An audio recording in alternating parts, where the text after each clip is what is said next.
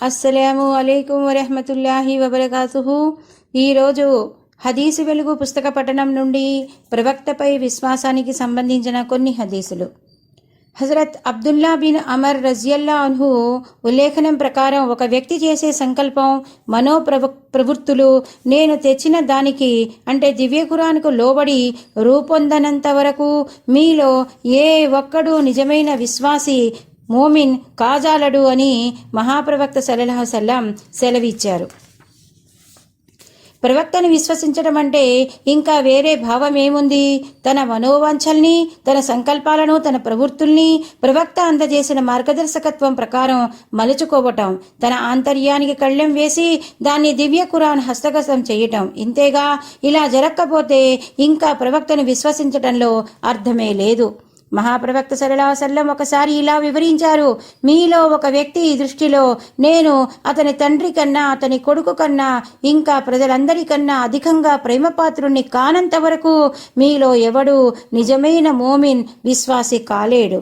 మహాప్రవక్త సల్లల్లాహు అలైహి వసల్లం సూక్తికి అర్థం ఏమిటంటే, మనిషికి దైవ సందేశహరునిపై, ఆయన బోధించిన ధర్మంపై గల ప్రేమ ఇతర ప్రేమలన్నిటినీ జయించినప్పుడే అతడు విశ్వాసి కాగలుగుతాడు. పుత్ర ప్రేమ ఒక దారిపై నడవమంటుంది, పితృ ప్రేమ మరో మార్గాన్ని అనుసరించమంటుంది. ప్రవక్త సల్లల్లాహు అలైహి వసల్లం వేరొక బాటను నడవమంటారు. అయితే దైవ ప్రవక్త సల్లల్లాహు అలైహి వసల్లం చూపిన బాటనే పాటించాలి. అప్పుడే అతడు నిజమైన విశ్వాసి అని, ప్రవక్త ప్రేమికు రూఢి అవుతుంది. ఇలాంటి వ్యక్తులే ఇస్లాంకు అవసరం. వారే ప్రపంచ చరిత్రను సృష్టిస్తారు. పరిపక్వం చెందని విశ్వాసం భార్య పిల్లల పట్ల గల అనురాగాన్ని, తల్లిదండ్రుల పట్ల గల ప్రేమాభిమానాలను త్యాగం చెయ్యనిస్తుందా? అబ్దుర్ రెహమాన్ బిన్ అబీ కిరాద్ ఇలా ఉల్లేఖించారు: ఒకరోజు మహాప్రవక్త సల్లల్లాహు అలైహి వసల్లం వుజూ చేశారు. ఆయన సహచరులు కొందరు ఆయన వుజూ చేసిన నీరు తీసుకుని తమ ముఖాలకు పులుముకోసాగారు. అప్పుడు ఆయన వారిని, మిమ్మల్ని ఇలా చెయ్యమని పులిగురిపిందేమిటి అని ప్రశ్నించారు. దానికి వారు, అల్లాహ్ పైన, ఆయన ప్రవక్తపై గల ప్రేమే అని సమాధానమిచ్చారు. అప్పుడు ఆయన వారికి ఇలా బోధించారు: ఎవరు అల్లాహను, ఆయన ప్రవక్తను ప్రేమించి సంతోషిస్తారో వారు మాట్లాడితే సత్యమే పలకాలి. అతని వద్ద అమానత్ అంటే అప్పగింతగా ఏమైనా పెట్టినప్పుడు దాన్ని సురక్షితంగా దాని యజమానికి అప్పగించాలి. పొరుగు వానితో మంచిగా మెలగాలి అని చెప్పారు.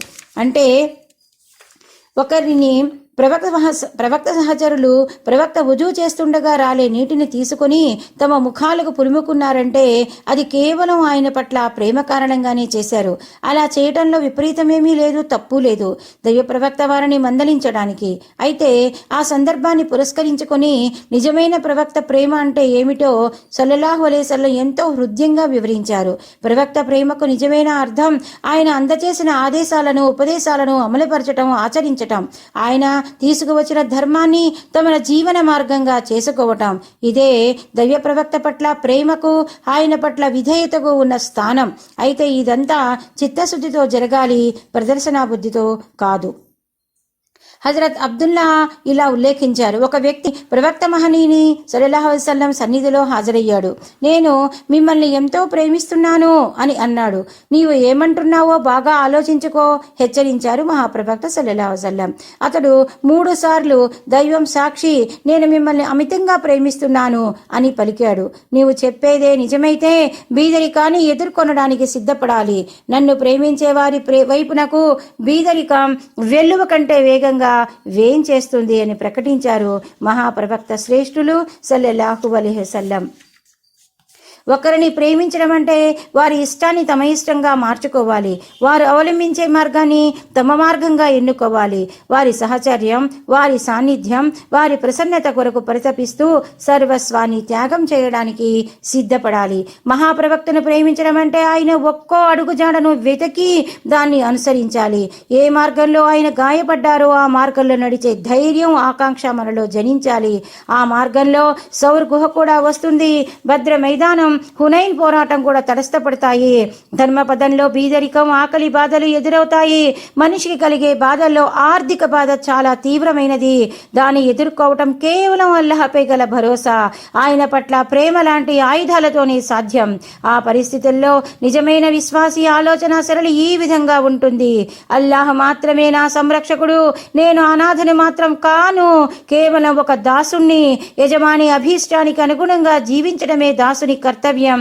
నేను ఎవరి సేవలో నిమగ్నమై ఉన్నానో ఆయనే ప్రేమమయుడు, న్యాయశీలుడు. నా శ్రమ వృధా పోదు. ఈ విశ్వాస భావన వల్ల ఒక విశ్వాసి ఆపదల్ని అవలీలగా దాటిపోగలుగుతాడు. శైతాన్ కుట్రలన్నీ వమ్మైపోతాయి.